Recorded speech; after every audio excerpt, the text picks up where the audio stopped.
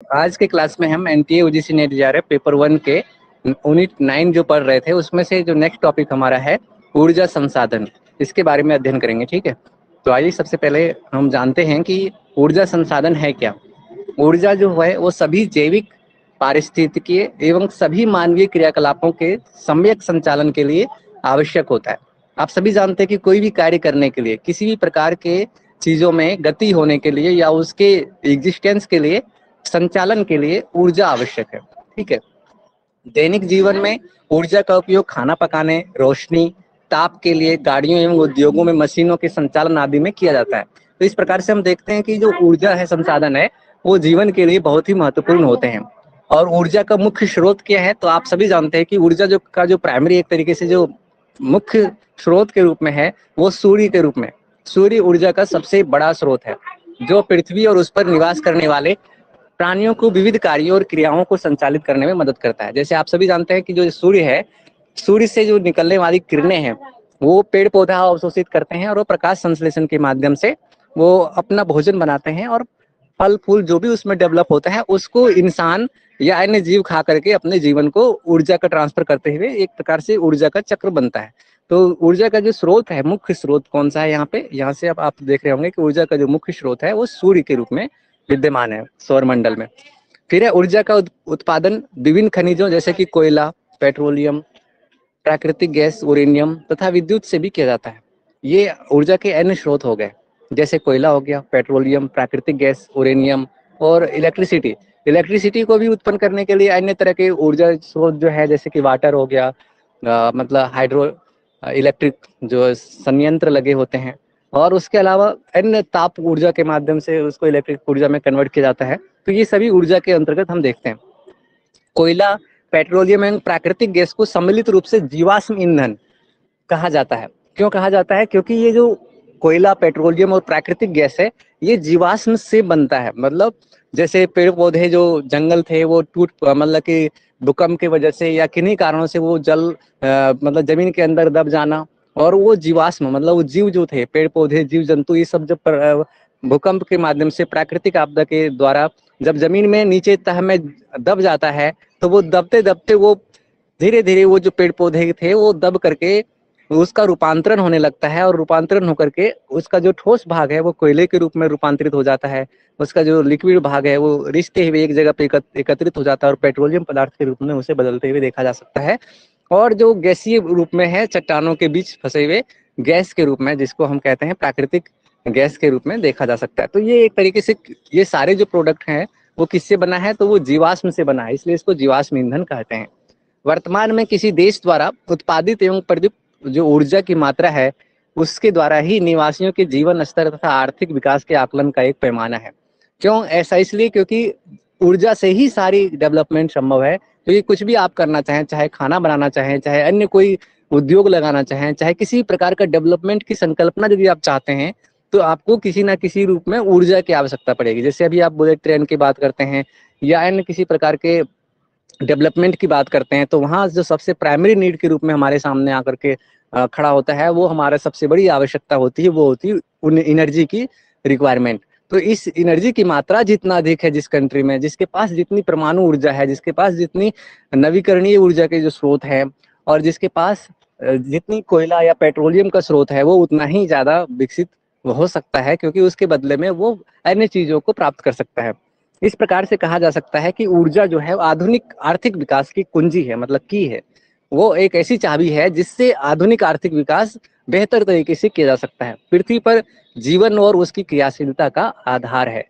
तो कहता है ना कि एनर्जी जो होता है उसे हम क्रिएट नहीं कर सकते और ना ही डिस्ट्रॉय कर सकते हैं, लेकिन उसका हम परिवर्तन कर सकते हैं। जैसे कि जो सूर्य से निकलने वाली ऊर्जा थी, वो पौधों के माध्यम से, फोटोसिंथेसिस के माध्यम से जो अन्य खाद्य पदार्थों के रूप में कन्वर्ट होते हैं, उसको फिर जीव जंतु भोजन में के रूप में ग्रहण करते हैं, और वो ऊर्जा का एक तरीके से रूपांतरण होते होते पृथ्वी में आता है, फिर वो एक तरीके से चक्र में चलता रहता है। लेकिन ऊर्जा को, जो ये ऊर्जा का जो स्रोत है, ऊर्जा जो ब्रह्मांड में जो फैली हुई है, वो एक निश्चित मात्रा में है, जो हमेशा बना रहता है। वो केवल एक स्तर से दूसरे स्तर में बदलता रहता है। ये जो क्रियाशीलता है ऊर्जा का, इसी से ऊर्जा की इसी क्रियाशीलता से जीवन में विकास और परिवर्तन जो एक तरीके से आर्थिक विकास है वो संभव हो पाते हैं।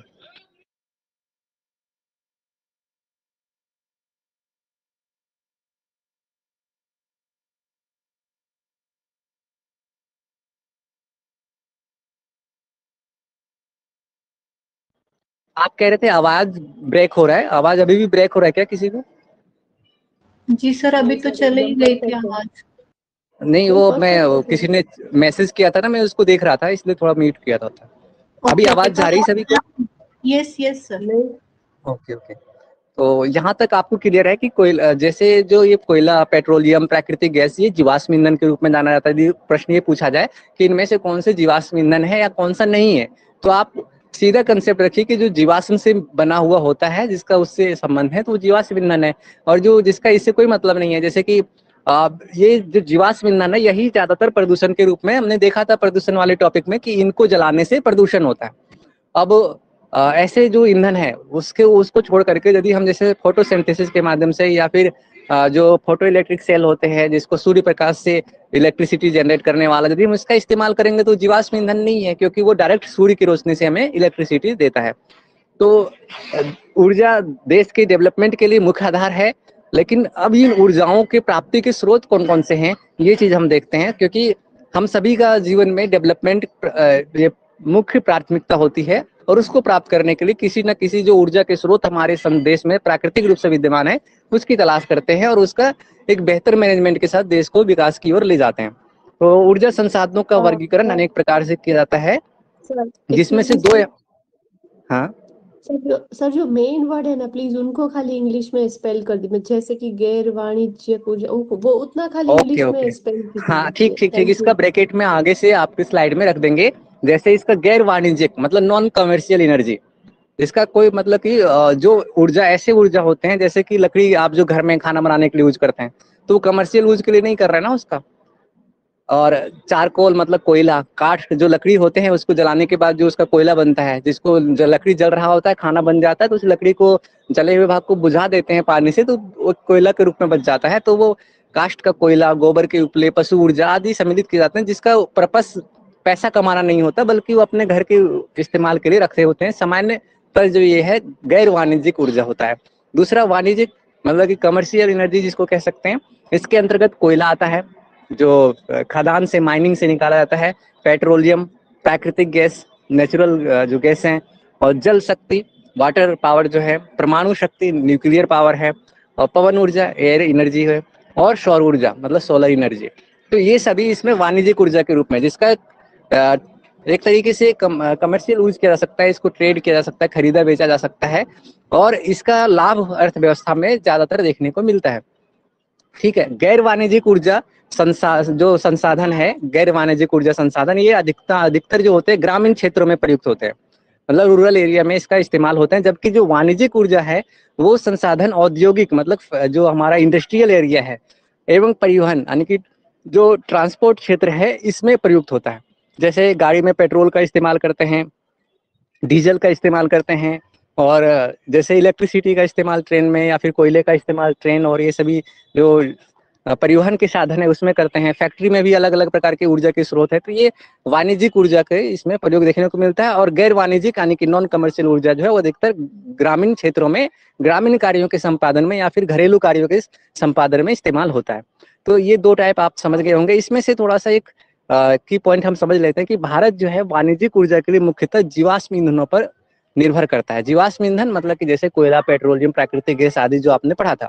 तो भारत की कुल संस्थापित क्षमता है उसमें से 69.4% ताप विद्युत, और इसमें भी कोयला, पेट्रोलियम एवं प्राकृतिक गैस शामिल है। और उससे जो कम है 14.8% वो अक्षय ऊर्जा यानी कि जो रिन्यूएबल एनर्जी जो होते हैं, जिसको नवीकरणीय ऊर्जा स्रोत कह सकते हैं, जैसे कि पनबिजली मतलब हाइड्रो इलेक्ट्रिक जो यंत्र होते हैं, मतलब जहाँ से पनबिजली बांध के माध्यम से बिजली का उत्पादन किया जाता है, और उसमें वो कितने हैं 13.9% है मात्र।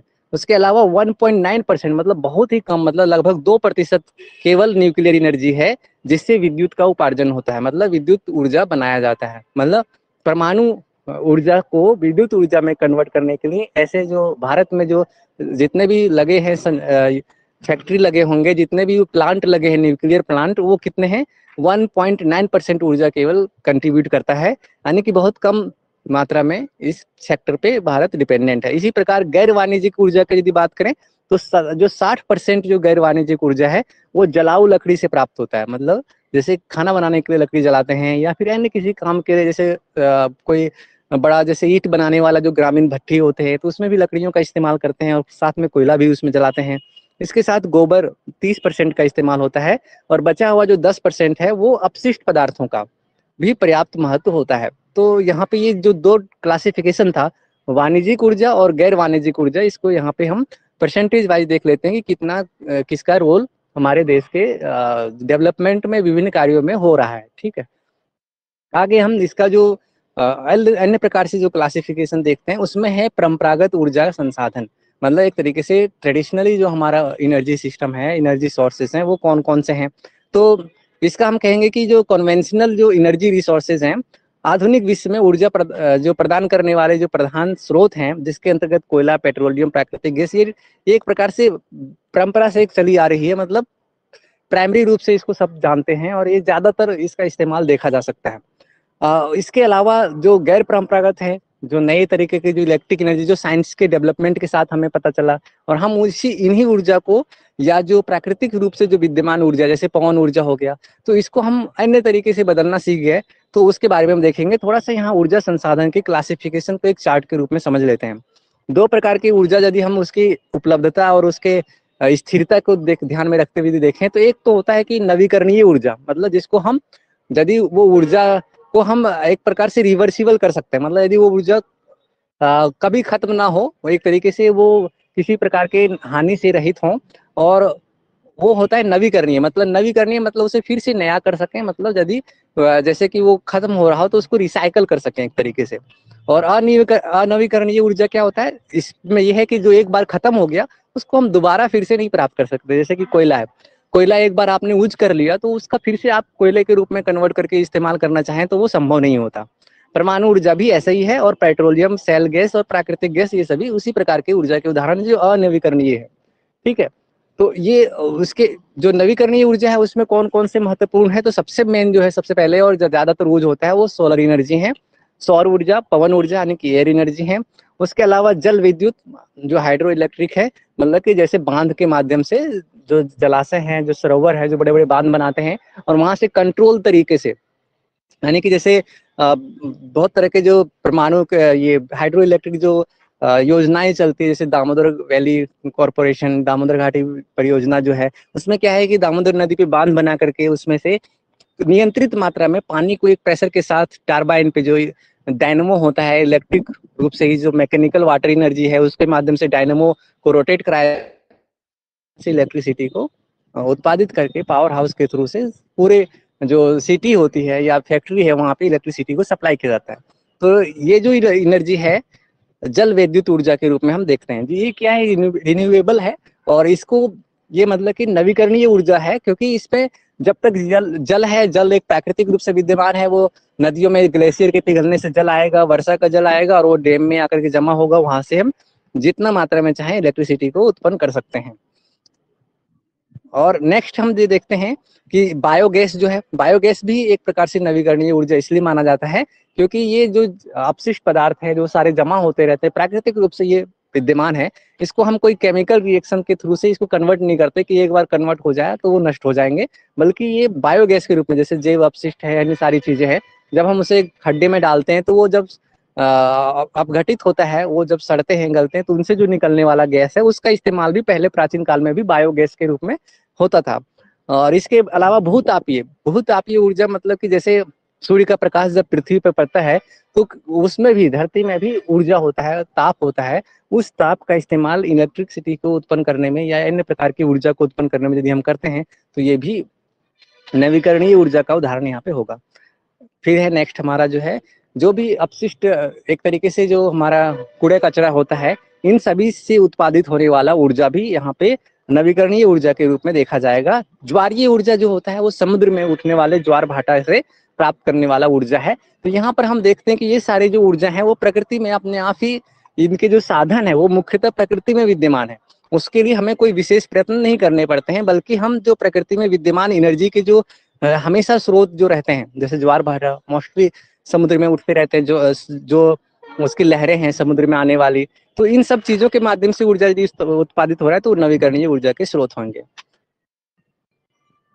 नेक्स्ट हम बात करते हैं कि जो जैसे हमने पढ़ा था जीवाश्म ईंधन के रूप में कि कोयला है या पेट्रोलियम है, वैसे ही ये क्या है, ये अनवीकरणीय जो ऊर्जा है कोयला, ये क्या है और इसके मुख्य टाइप्स कितने हैं और कौन सा कोयला सबसे अच्छी क्वालिटी की माना जाता है, कौन सा निम्न क्वालिटी का माना जाता है और कहाँ कहाँ पाया जाता है, ये सभी एग्जाम में कई बार ऑब्जेक्टिव के रूप में पूछ लिया जाता है, तो इसको हम थोड़ा अलग से पढ़ेंगे।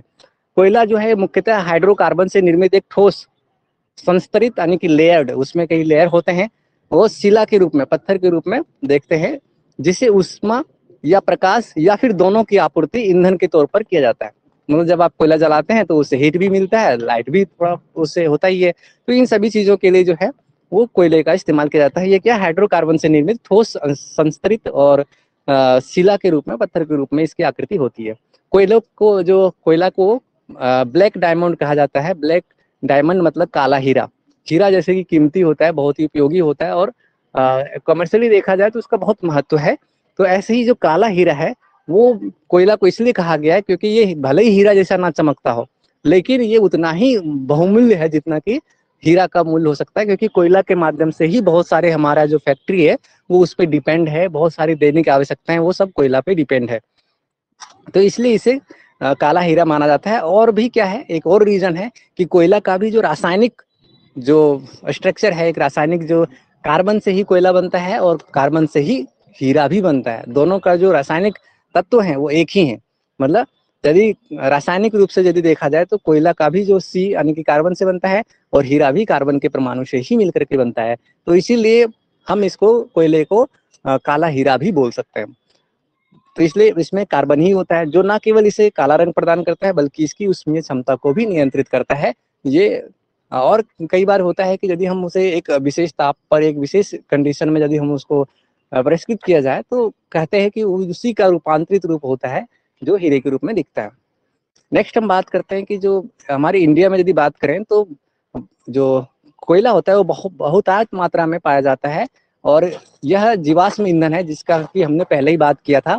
इससे खनिज ईंधन के नाम से जाना जाता है, खनिज ईंधन, क्योंकि ये इसे माइनिंग के थ्रू से जो भूगर्भीय रूप में जो दबा हुआ मिलता है।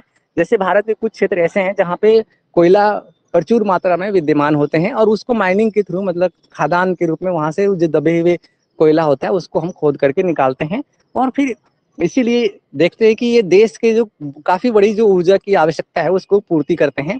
कोयला देश की ऊर्जा आवश्यकताओं का अधिकांश भाग प्रदान करता है। इसका उपयोग उद्योगों जैसे कि लौह इस्पात उद्योग, वाष्प इंजनों में, विद्युत उत्पादन में और घरेलू आवश्यकताओं के लिए ऊर्जा की आपूर्ति के लिए किया जाता है।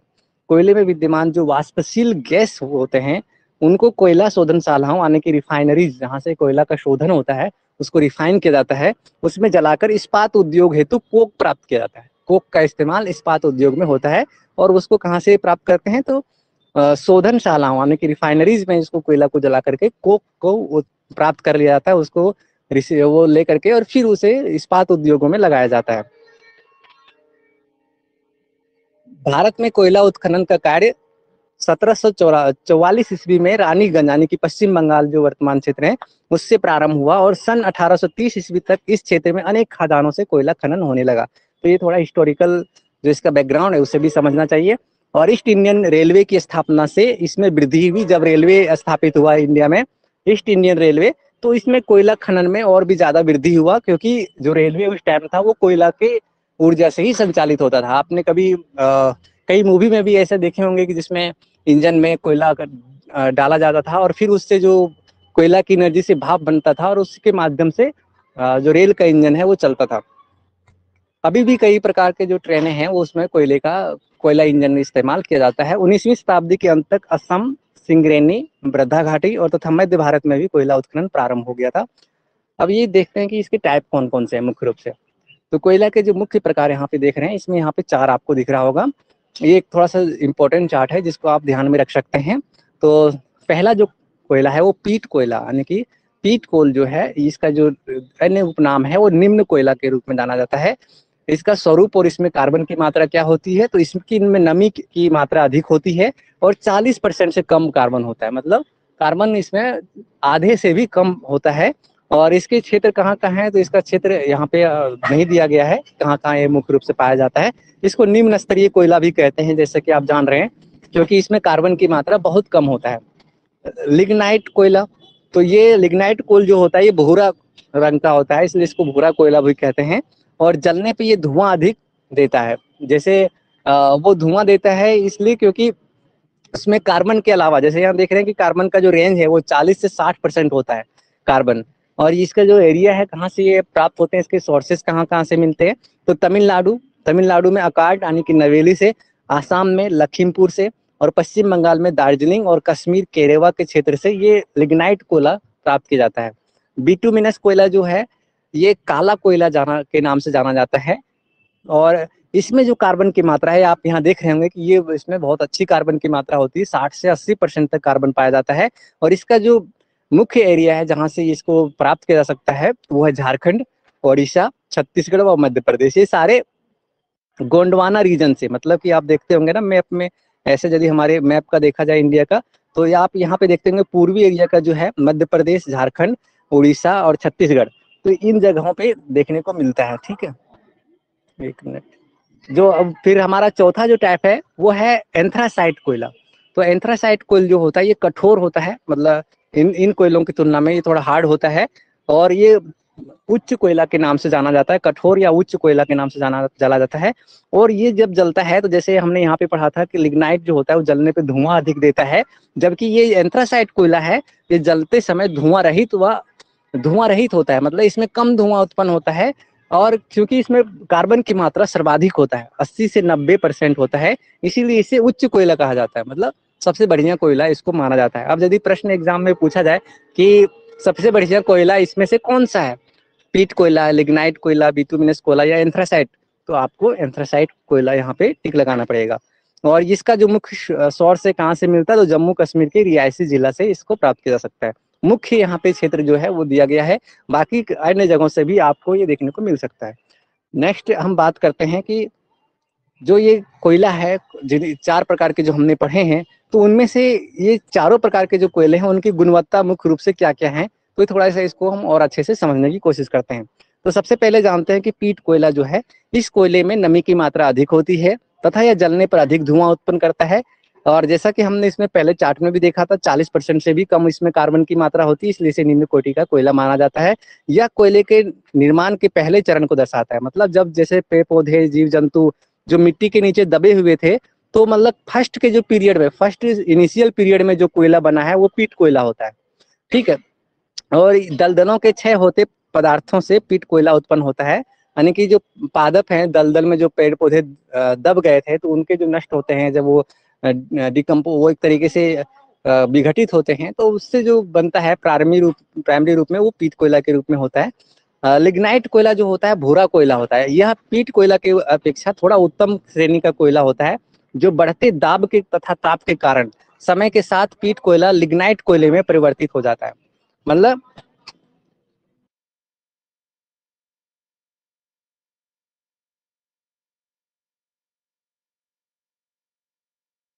सर आवाज नहीं आ रही। मतलब हाँ हाँ, हेलो, आवाज जा रही है अब?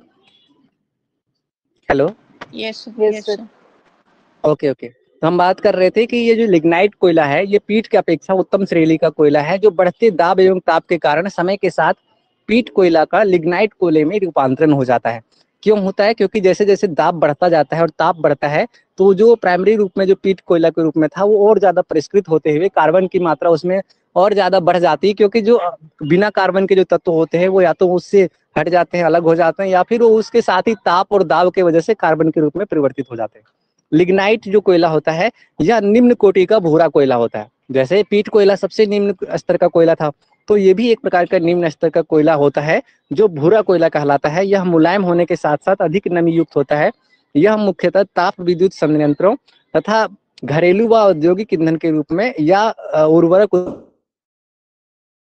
नेक्स्ट जो हमारा है लिग्नाइट में जो देखते हैं, तो हमने पढ़ा था चार्ट में कि 40 से 60% कार्बन की मात्रा होती है। और इसका जो सोर्स है वो कहाँ कहाँ है, तो यह मुख्यतः नवेली, तमिलनाडु, पालन जो कि राजस्थान में है, लखीमपुर आसाम, जयंतिया पहाड़ी जो मेघालय रीजन में पड़ता है, नागालैंड, अरुणाचल प्रदेश, पश्चिम बंगाल, केरल, जम्मू कश्मीर, उत्तर प्रदेश और पुडुचेरी में पाया जाता है। तो ये सब ध्यान रख सकते हैं। तीसरा जो है बिटुमिनस कोयला, जब कोयला जमीन में अधिक गहराई पर निक्षेपित हो जाता है, मतलब अधिक जमीन के अंदर चला जाता है, तो उसकी नमी समाप्त हो जाती है। यह सघन, ठोस और काले रंग का होता है बिटुमिनस कोयला। गहराई में दबने से तथा अधिक तापमान से प्रभावित कोयले को बिटुमिनस कोयला कहा जाता है। इस कोयले का नाम बिटुमिनस तरल के नाम पर रखा गया है। बिटुमिनस तरल तो सेम नाम है, केवल यहाँ पे तरल शब्द को आपको एक्स्ट्रा ध्यान रखना है। वाणिज्यिक प्रयोग में यह कोयला सर्वाधिक लोकप्रिय है, मतलब कमर्शियल यूज यदि देखा जाए तो ये कोयला सबसे ज्यादा प्रयुक्त होता है। इसमें गंधक यानी कि सल्फर की मात्रा कम तथा कार्बन की मात्रा 60 से 80% के बीच होता है। सल्फर जो कि सल्फर यदि ज्यादा होगा तो सल्फर डाइऑक्साइड बनाएगा जल करके, तो और भी ज्यादा प्रदूषण फैलाएगा। तो सल्फर डाइऑक्साइड जो बाद में एसिड रेन के लिए जिम्मेदार था, आपने प्रदूषण में पढ़ा था, तो इसलिए ये वाणिज्यिक कोयला के रूप में सर्वाधिक लोकप्रिय है। और धातु शोधन यानी कि मेटलर्जरी में उच्च श्रेणी के बिटुमिनस कोयले का प्रयोग किया जाता है, जिसका लोह प्रगलन में विशेष महत्व है। लोह प्रगलन मतलब कि जो लोहा के जो खनिज होते हैं उसको जलाने में, उसको गलाने में और गला करके अलग अलग रूपों में कन्वर्ट करने के लिए इसका धातु शोधन के रूप में बिटुमिनस कोयला का सर्वाधिक उपयोग किया जाता है। अब हम देखते हैं कि इस कोयले का जो उपयोग है वो कोक के निर्माण में भी, यानी कि कोकिंग कोल, गैस कोयला और तथा वाष्प कोयला बनाने में भी किया जाता है।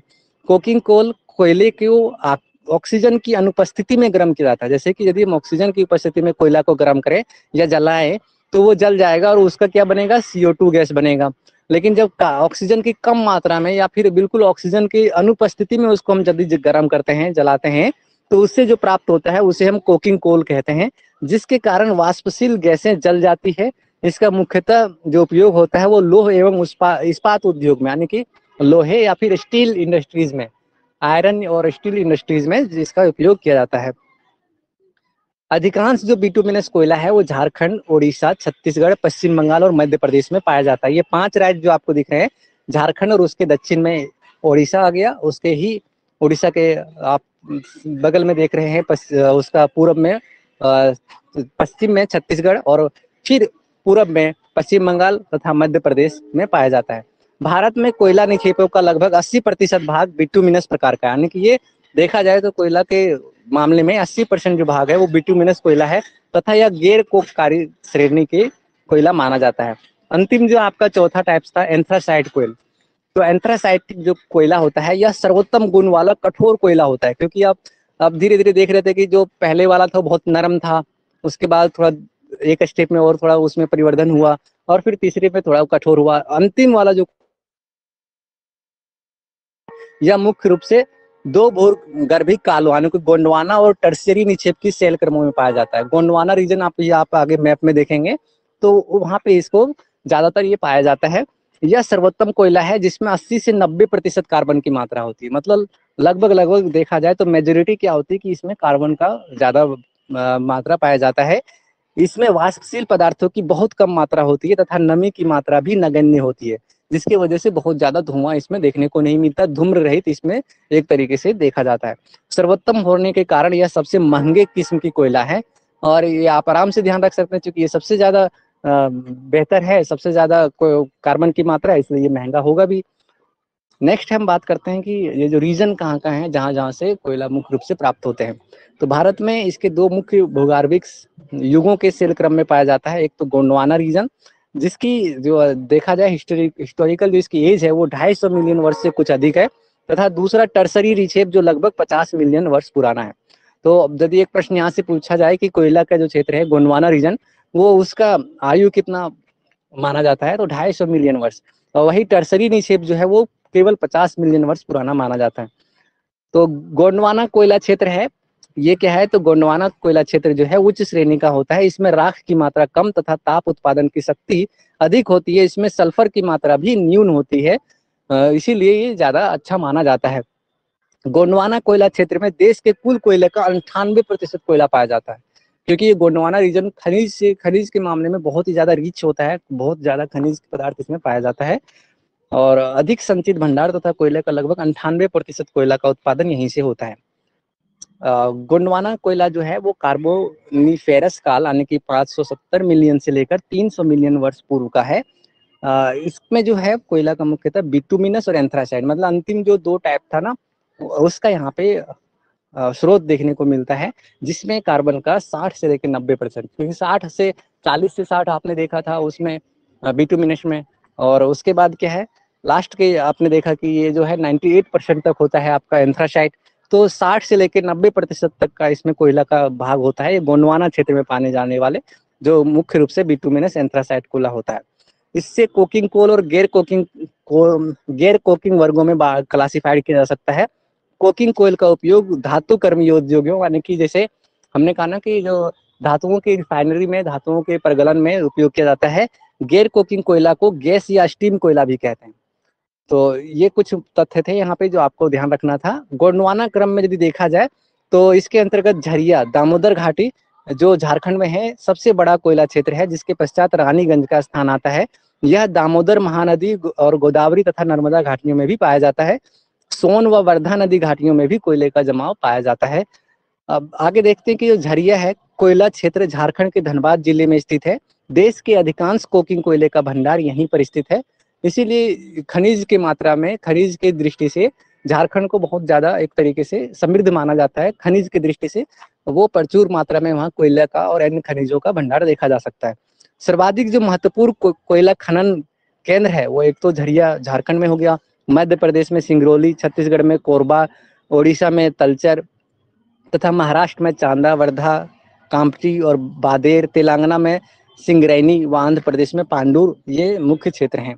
अब ये जो आप मैप लास्ट में देख रहे हैं आपका, इसमें आप देख सकते हैं थोड़ा सा इसको यदि आप जूम करके देखें, आपके में जूम हो जाएगा तो आप देख सकते हैं कि सबसे पहला जो आपने यहाँ पे देखा झारखंड, जो कि कोयला का यहाँ पे जो कितना कोयला यहाँ पाया जाता है और कितना परसेंटेज के हिसाब से, तो यहाँ बार डायग्राम से आप देख रहे होंगे कि यहाँ पे सबसे ज्यादा आपको दिख रहा होगा।